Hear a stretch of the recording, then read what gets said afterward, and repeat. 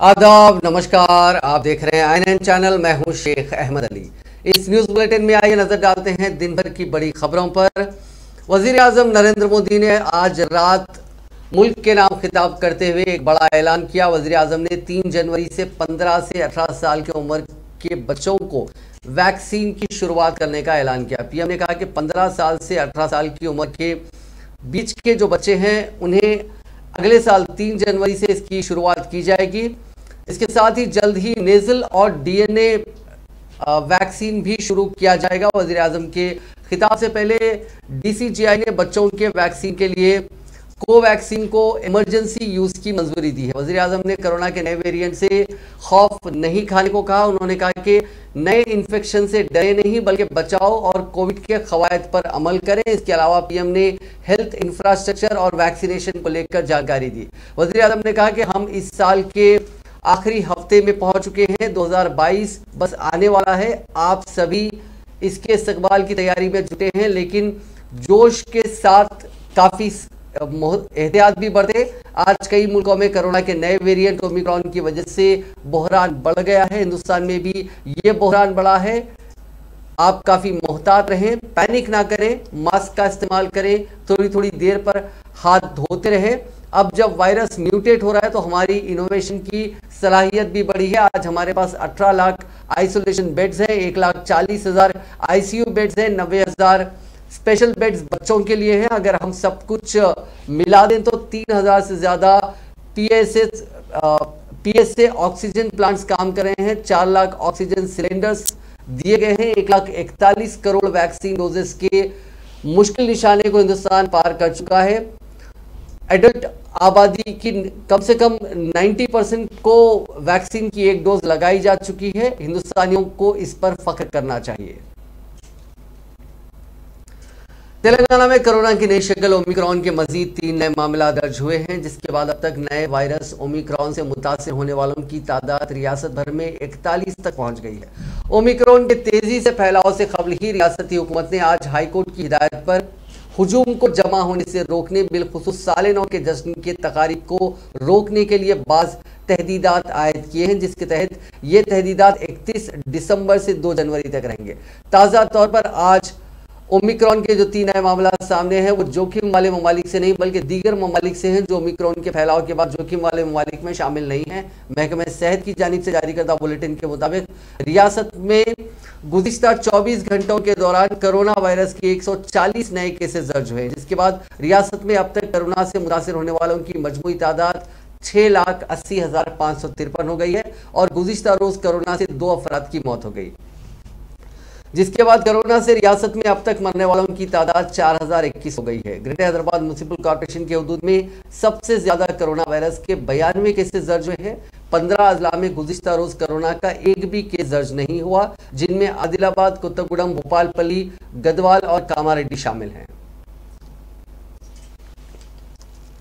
तेलंगाना में क्रिसमस तकारीब रिवायती जोशो खरोश के साथ मनाई गई। रियासत के दारुल हुकूमत हैदराबाद के अलावा दीगर मकामात पर भी ईसाइयों के बड़े इज्तिमा देखे गए। चर्चेस में खुसूसी इबादत की गई। चर्चेस और उनके अतराफ जश्न का माहौल देखा गया। बेशतर चर्चेस को रंगारंग रोशनियों से सजाया गया था। चर्चेस को जाने वाली सड़कों को भी रोशन किया गया था। इस मौके पर पार्किंग के वसी इंतजाम किए गए थे। ईसाइयों ने क्रिसमस के मौके पर केक काटा और एक दूसरे को मुबारकबाद देते हुए नेक तमन्नाओं का इजहार किया।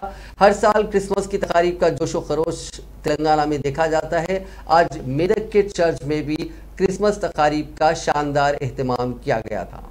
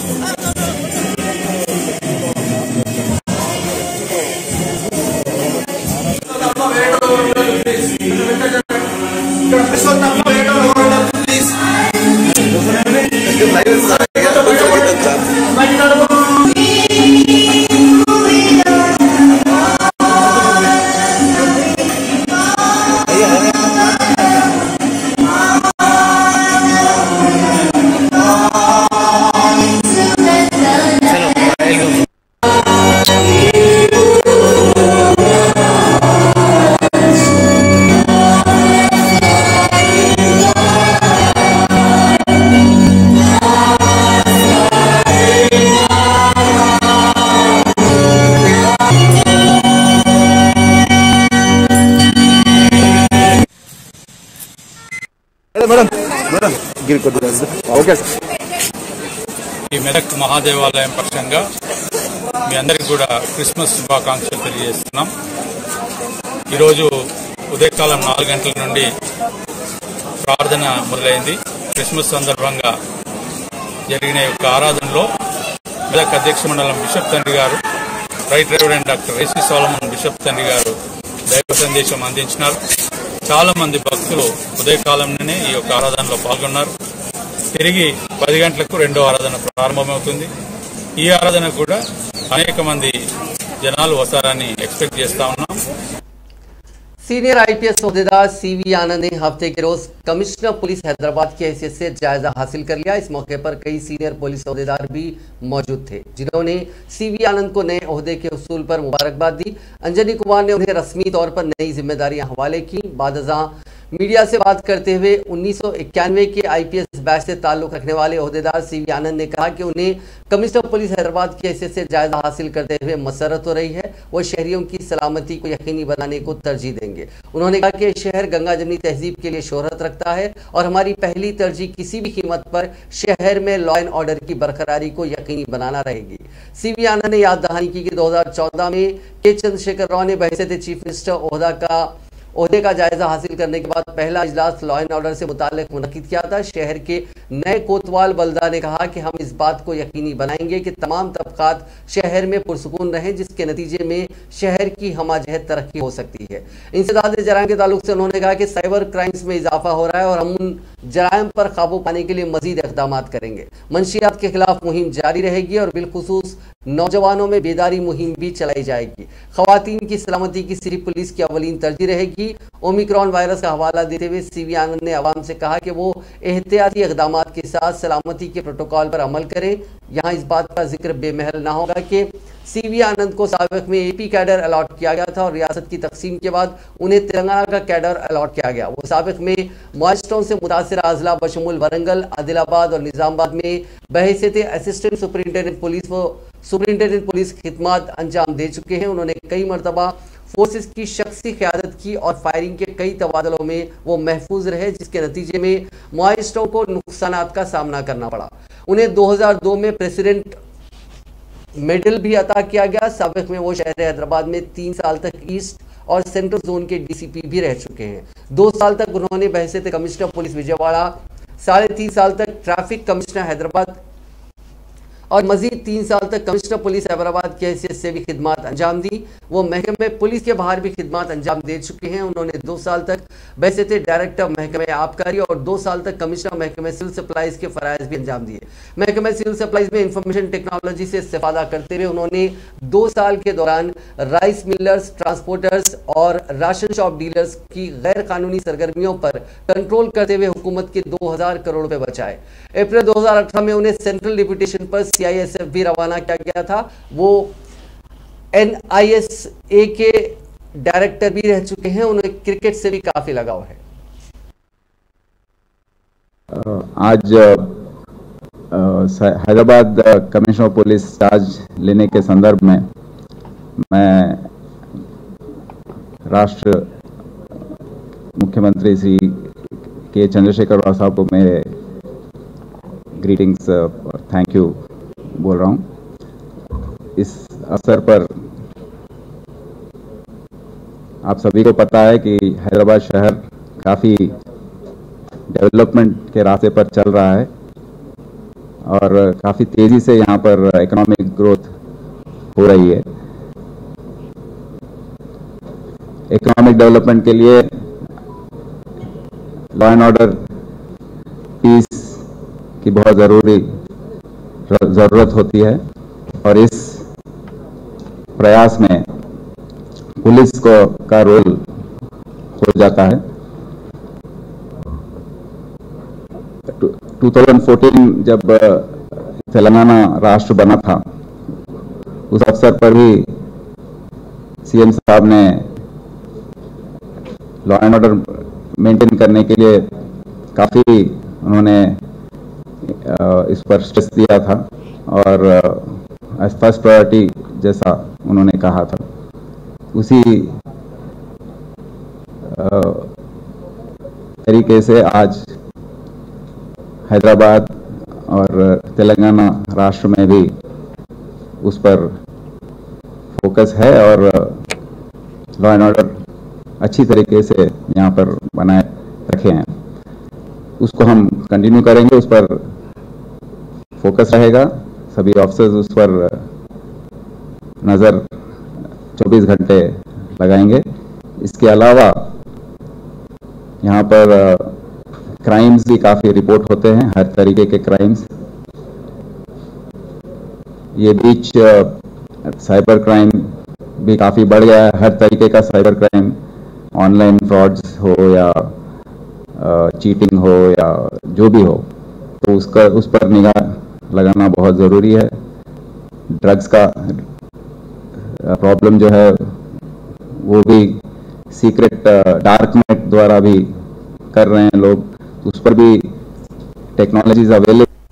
Senior IPS officer Anjani Kumar ने हफ्ते को बहैसियत director general police anti corruption bureau अपने नए ओहदे का जायजा हासिल कर लिया। अंजनी कुमार 29 आईपीएस ओहदेदारों में शामिल हैं जिनका रियासती हुकूमत ने जुमे को ही तबादला किया था। कबल अजीम हैदराबाद के पुलिस कमिश्नर की हैसियत से खिदमत अंजाम दे रहे थे, वो इस ओहदे पर अब उनकी जगह पे सीवी आनंद को मुकर्रर किया गया है। मार्च 2018 से 24 दिसंबर 2021 तक अंजनी कुमार ने कमिश्नर पुलिस हैदराबाद की हैसियत से खिदमत अंजाम दी है। सितंबर 1989 के आईपीएस बैच के ये ओहदेदार हैं और जे पूर्णा चंद्रा के रिटायरमेंट के बाद सीआईडी के सरबराह गोविंद सिंह एसीबी की इजाफी जिम्मेदारी संभाले हुए थे। एंटी करप्शन ब्यूरो में जायजा हासिल करने के बाद अंजनी कुमार ने मुताल्लिका ओहदेदारों के साथ एक इजलास भी मुनक्किद किया। मरकजी वजीर सयाहत जी किशन रेड्डी ने साबिक वजीर आजम आन जहानी अटल बिहारी वाजपेयी को मुल्क का सबसे बड़ा दूरअंदेश सियासी शौक रखने वाला कायद करार देते हुए कहा कि अटल बिहारी वाजपेयी ने अपनी सियासी बसीरत के जरिए न सिर्फ भारतीय जनता पार्टी को मुस्तहकम किया बल्कि हिंदुस्तान को दिफाई और माशी तौर पर मुस्तहकम किया और उन्हीं के मिशन को आगे बढ़ाते हुए वजीर आजम नरेंद्र मोदी ने कांग्रेस के खानदानी डिक्टेटरशिप की हुकूमत का खात्मा किया और आज हिंदुस्तान आलमी सतह पर तरक्की की बुलंदियों पर पहुंच गया। किशन रेड्डी ने आज अटल बिहारी वाजपेयी की सालगिरह के मौके पर रियासती बीजेपी ऑफिस में एक सेमिनार से खिताब किया। सदर रियासती बीजेपी व रुकन पार्लियामेंट बंडी संजय ने अटल बिहारी वाजपेयी और एल के अडवाणी को मुल्क के हकीकी मुजाहिदीन आज़ादी करार दिया। ఫోన్ లేనటువంటి వ్యక్తి ఈ దేశంలో పట్టణ ప్రాంతాల్లో అర్బన్ ఏరియాస్లో లేరు అంటే అతిశయోక్తి లేదు. మనిషి జీవనంలో సెల్ ఫోన్ ఒక భాగస్వామ్యం మారింది. ఆ సెల్ ఫోన్ వ్యవస్థ ఈ దేశంలో ప్రవేశపెట్టింది అటల్ బిహారీ వాజ్పేయి అని సందర్భంగా మనం ఏ విషయంలో తీసుకున్నా ముందు చూపు కలిగినటువంటి నాయకుడు అటల్ బిహారీ వాజ్పేయి గారు. కాబట్టి అలాంటి మహానాయకునికి మనమందరం కూడా ఈరోజు శ్రద్ధాంజలి ఘటిస్తున్నాము. ఆ శ్రద్ధాంజలి ఘటించడమే కాదు, వారి అడుగుజాడలో నడవాలి, వారు చూపించినటువంటి బాటలో నడవాలి. ఏ సిద్ధాంతం మీద మనం ముందు పెట్టారో ఆ సిద్ధాంతాన్ని మనస వాచ కర్మ మనం నమ్ముకుంటూ పార్టీని ముందుకు తీసుకెళ్లాలి. పేద ప్రజలకు సేవ చేయాలి, బడుగు బలైన వర్గాలకు సేవ చేయాలి, దేశాన్ని అన్ని రకాలుగా అభివృద్ధి దిశలో ముందుకు తీసుకెళ్లాలి. అదే నిజమైనటువంటి అటల్ బిహారీ వాజ్పేయి గారికి భారతీయ జనతా పార్టీ కార్యకర్తలుగా మనం ఇచ్చేటువంటి నివాళులు శ్రద్ధాంజలి అని చెప్పి సెలవు చేస్తూ మరొకసారి భారతీయ జనతా మోర్చా రాష్ట్ర కమిటీకి ప్రత్యేకంగా ధన్యవాదాలు తెలియజేస్తూ సెలవు తీసుకుంటున్నాను. జై హింద్. ఫోన్ లేనటువంటి వ్యక్తి ప్రధానమంత్రిని ఒకసారి ఆలోచించుకోవాలి. ఎన్ని డబ్బులు చెప్పి ఈ రోజు మన ప్రజా నాయకుడు నరేంద్ర మోడీ గారు ప్రధానమంత్రి ఒక్కసారి ఆలోచించాల్సిన అవసరం ఉంది. కేవలం కార్యకర్తలను నమ్ముకొని సిద్ధాంతాన్ని నమ్ముకొని ఈరోజు దేశాన్ని పాలించినటువంటి గొప్ప వ్యక్తి అటల్ బిహారీ వాజ్పేయి గారు. దేశాన్ని పాలిస్తున్న వ్యక్తి మన ప్రీతమ ప్రధాని నరేంద్ర మోడీ గారు. అనేక మంది కార్యకర్తలు తయారైనటువంటి మహనీయులు వీళ్ళందరూ కూడా. అటల్ బిహారీ వాజ్పేయి గారు ఇవాళ అద్వానీ గారి యొక్క సంబంధాలు మాకు తెలుసు. ఒక స్నేహపూర్వక टीआरएस के रुकन असेंबली व गवर्नमेंट व्हिप बालका सुमन ने बीजेपी के रियासती सदर बंडी संजय को बेरोजगारी के मसले पर भूख हड़ताल शुरू करने से कबल मरकज के सरकारी महकमों और इदारों में मखलूआ 8,72,000 मुलाजिमतों पर तकर्रुरात के लिए मोदी हुकूमत पर दबाव डालने का मशवरा दिया। टीआरएस लेजिस्लेचर पार्टी ऑफिस में प्रेस कॉन्फ्रेंस में खिताब करते हुए उन्होंने कहा कि नरेंद्र मोदी के इख्तिदार में आने के बाद बेरोजगारी में बेतहाशा इजाफा हुआ है। फिल वक्त मरकजी हुकूमत के मुख्तलिफ महकमों और इदारों में 8,72,243 सरकारी मुलाजिमतें मखलूआ हैं, जिनमें ग्रुप ए की 94,842, बी की 21,225, ग्रुप सी की 7,56,146 मुलाजिमतें और ग्रुप मुलाजिमतें शामिल हैं। उन्होंने कहा कि नरेंद्र मोदी हुकूमत ने ना ही मखलूआत सरकारी मुलाजिमतों पर तकर्रात करने के कोई इक़दाम किए और ना ही हर साल 2 करोड़ नौजवानों को रोजगार से मरबूत करने के वादे को पूरा किया। ఉద్యోగాల భర్తీ ప్రక్రియ ఇంకా వేగమైంది. ఇప్పుడు ఆ 95% కోసం మేము ఎందుకు తల్లాడినాం?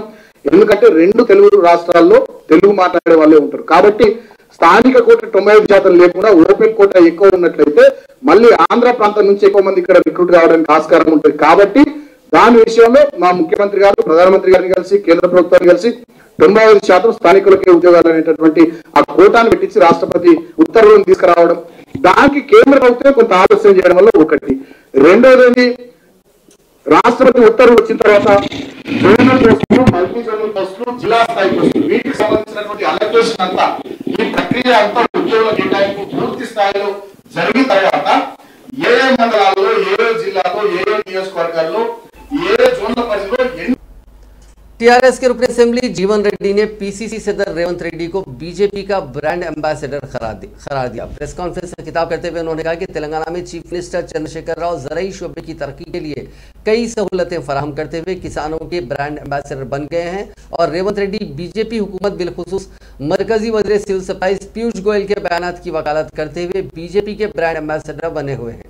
उन्होंने कहा कि धान की खरीदारी के मसले पर टीआरएस के अरकान पार्लियामेंट ने कई दिनों तक पार्लियामेंट के दोनों ऐवानों लोकसभा और राज्यसभा में एहतजाज और हंगामा करते हुए मुकम्मल तौर पर तेलंगाना की आवाज़ को बुलंद किया, जिसकी वजह से कई मरतबा लोकसभा और राज्यसभा की कार्रवाई मुलतवी करनी पड़ी। दिल्ली तक मूवमेंट कर दिया ये परचेसिंग ऑफ द पैडी के लिए, मगर रिस्पांस नहीं है। सेंट्रल में 119 कॉन्स्टिट्यूंसी में हमने धरने करा, बाद में फिर हमारा सीएम भी इन्वॉल्व होके धरना करा हैदराबाद इंदिरा पार्क में। बाद में हमारा एमपी लोग पार्लियामेंट में बात करे, उसका बाद में भी रिस्पांस नहीं आए तो कल हमारा एमपी सर मिनिस्टर जाके भी बोला पीयूष गोयल को, फिर भी उन्होंने कुछ भी जवाब नहीं दिया, लिख के नहीं दिया। इसलिए हम हमारा मिनिस्टर से एमपी वापस आ गया। कांग्रेस बीजेपी वाला झूठा बोल रहा, हम फेल हो गए बोल को, फेल नहीं है, हम पास हो गया।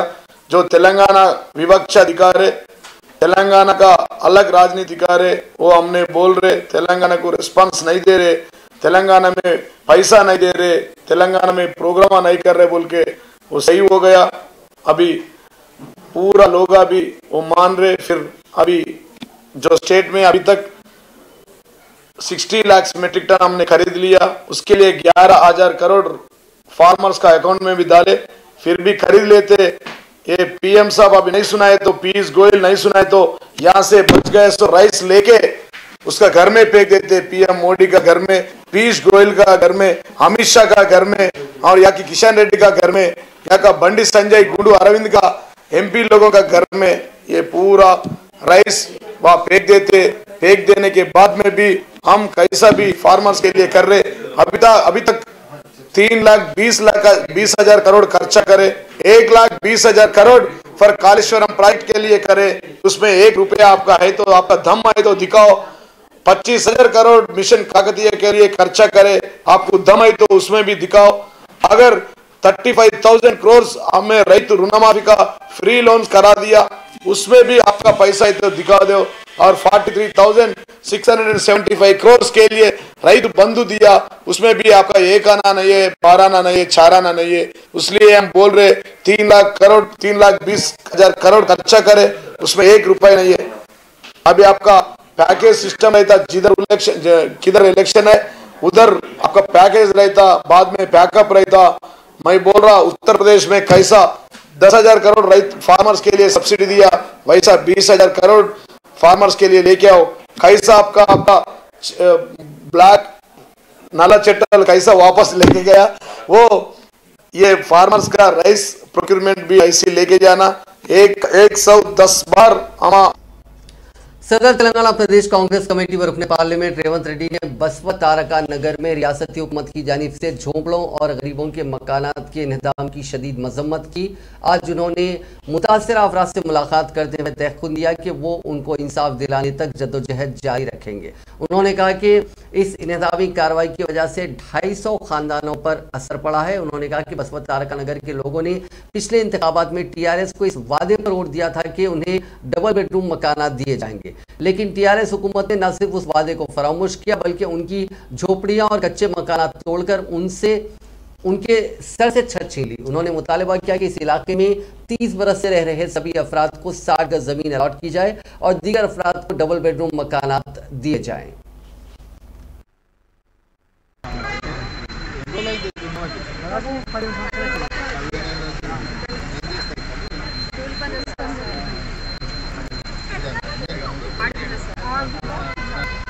కుక్కట్పల్లిలో ఇది జరిగింది కదా ఈ సంఘటన 4th ఫేజ్ డే వాళ్ళ కుటుంబం దగ్గర పోయినా ఏంది పరిస్థితి ఇది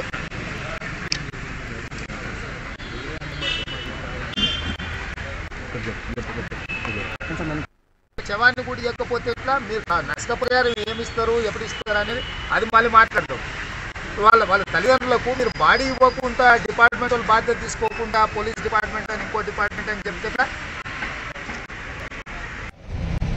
పోలీస్ శాఖ ఎట్లా చూస్తుంది మీ సైట్లో చచ్చిపోయారు మీ బాధ్యత కదా నువ్వు నష్టపరిహారం అనే తర్వాత తల్లిదండ్రులకు వాళ్ళ పిల్లల్ని శవాలు కూడా ఇవ్వకపోతే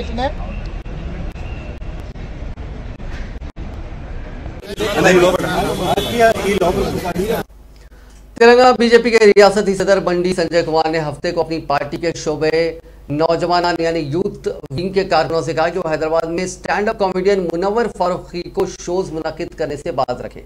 नामपल्ली में वाक़ पार्टी ऑफिस में साबिक़ वज़ीर-ए-आज़म अटल बिहारी वाजपेयी की यौम पैदाइश के मौके पर मुनक्किदा तकरीब को मुखातिब करते हुए बंडी संजय ने युवा मोर्चा के कारकुनों से कहा कि ये अब तुम्हारी जिम्मेदारी है कि मुनव्वर फारूकी को शहर में दाखिल होने से रोका जाए। बीजेपी के रियासती सदर के ये रिमार्क्स वज़ीर बल्दी नज़्मुल केटी रामाराव की जानिब से मुनव्वर फारूकी को शहर में प्रोग्राम मुनक्किद करने की दावत के तनाजुर में सामने आए हैं। मुनव्वर फारूकी के शहर हैदराबाद में शो की तेलंगाना बीजेपी के रुकने पार्लियामेंट धर्मापुरी अरविंद की जानिब से मुखालिफत के बाद जाफरानी जमात के रुकने असेंबली राजा सिंह ने भी कॉमेडियन के तेलंगाना के दारुल हुकूमत में जनवरी में होने वाले इस शो की शदीद मुखालिफत की। राजा सिंह ने इस खुसूस में जारी करदा वीडियो में कहा कि उस शख्स पर मुल्क की 16 रियासतों में पाबंदी आयद की गई है। उन्होंने मुनव्वर फारूकी के ताल्लुक से नाजिबा अल्फाज का इस्तेमाल करते हुए कहा कि उस शख्स को तेलंगाना के वजीर केटीआर ने हैदराबाद में शो करने के लिए मदऊ किया है करता है और वो व्यक्ति को बुलाने वाले हमारे महान व्यक्ति केटीआर साहब है और वो मुनव्वर मादर गाली आ रही है मुझे ठहके अब सही बहुत सारे लोग ये वीडियो देखेंगे गाली तो नहीं देना चाहूंगा। तकरीबन 16 स्टेट के मुख्यमंत्रियों ने उस व्यक्ति को बैन किया है कि तेरा जैसा हरामी हमारे स्टेट में नहीं आना है। तो 16 स्टेट के लोगों ने उस व्यक्ति को बैन किया है।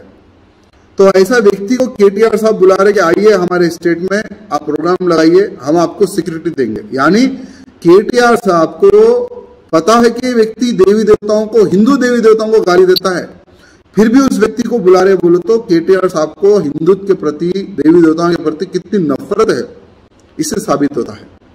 क्या जरूरत है ऐसे व्यक्ति को बुलाने की जो सिर्फ हिंदुओं को टारगेट करता है, हिंदू देवी देवताओं को टारगेट करता है। इसके बहुत सारे यूट्यूब पे वीडियो है, आप देख सकते हैं।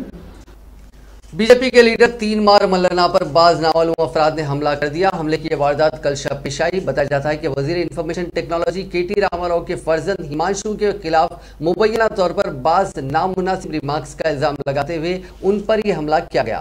बताया जाता है कि हमलावरों का ताल्लुक रियासत की हुक्मरान जमात टीआरएस से है। उन पर हमले की वीडियो सोशल मीडिया के मुख्तलिफ प्लेटफॉर्म्स पर तेजी के साथ वायरल हो गई। इस वीडियो में दिखाया गया कि उन हमलावरों ने 3 मार मल्लना के यूट्यूब चैनल के दफ्तर में तोड़फोड़ भी की।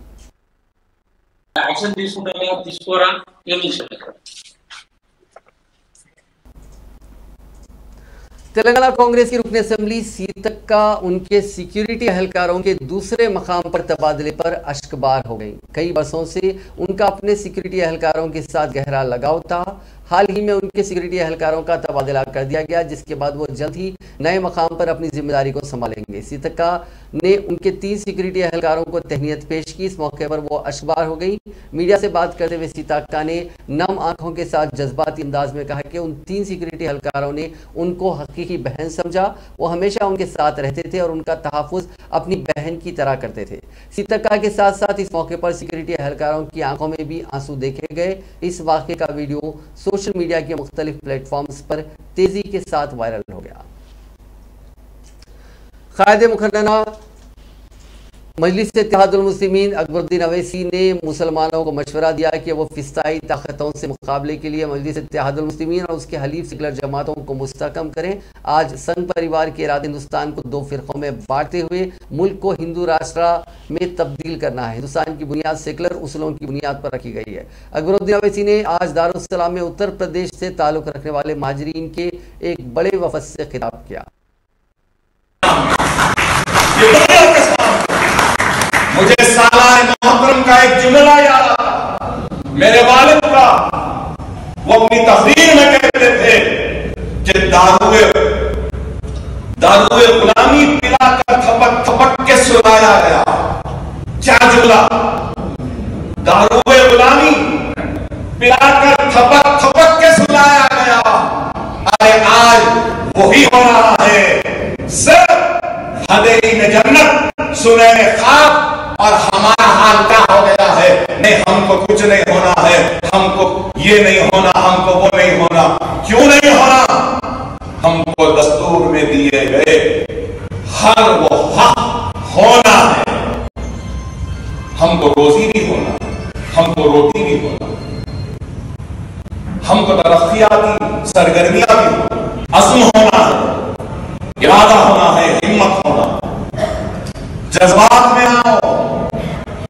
कौम को बेदार करने के लिए जज्बात की जरूरत होती है, लेकिन शहर हैदराबाद में आए दिन पब कल्चर बढ़ता जा रहा है। रातों में पब से हालत नशा में निकलकर सड़कों पर नौजवान लड़के लड़कियां हंगामा आराई कर रहे हैं। शहर के जुबली हिल्स के करीब भी ऐसा ही वाकया पेश आया, जहां पब से निकले उन नौजवान लड़के और लड़कियों ने हालत नशा में सड़क पर हंगामा आराई की। उन्होंने सड़क पर गाड़ियों की आमद और रफ्त में रुकावट भी पैदा की। पब्स के करीब रहने वाले अफराद ने इस खुसूस में शिकायत करते हुए कहा कि उन पब से हालत नशा में निकलकर ये अफराद हंगामा आराई उमूमन कर रहे हैं, जिससे उनको मुश्किलात का सामना है।